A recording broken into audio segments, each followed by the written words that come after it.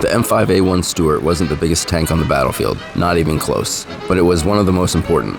Light, fast, and agile, it served as the eyes and ears of the American armored forces, from North Africa to the hedgerows of Normandy. Crews trusted it because it moved like nothing else. While heavier tanks slugged it out head-on, the Stuart slipped through orchards, village streets, and narrow farm lanes, scouting enemy positions and guiding the advance.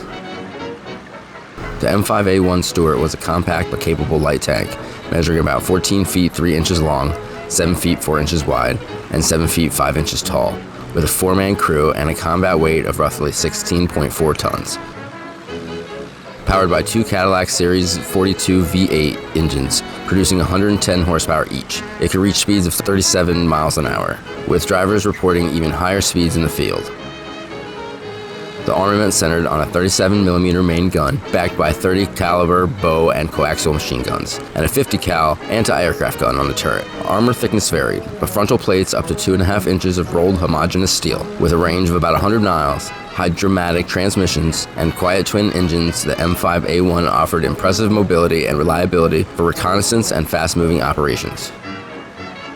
Inside, the crew of 4 worked a space barely larger than a walk-in closet. The engine roared behind them, the turret rattled above them, and every bump in the terrain shook the entire hall. Yet these crews pushed forward, not because the Stuart was invincible, but because it was dependable. It got them where they needed to be.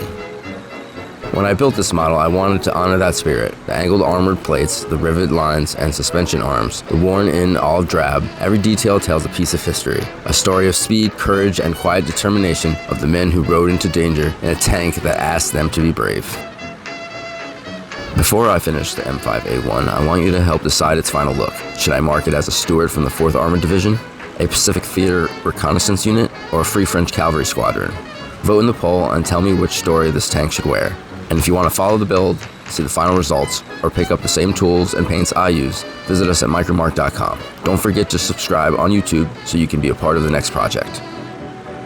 When you build a tank like the M5A1, you're not just assembling plastic, you're preserving a story, and the tools you choose determine how clearly that story comes through. That's why I rely on Micromark for every stage of the build. Their paints capture the subtle shifts in wartime olive drab, their abrasives and files refine each surface, and their precision tools make even the smallest details feel true to life. Whether you're weathering armor, laying down smooth base coats, or adding those final touches that make a model breathe, Micromark gives you consistency, control, and professional-grade results. If you want your builds to honor the history behind them, start with the tools designed for modelers who care.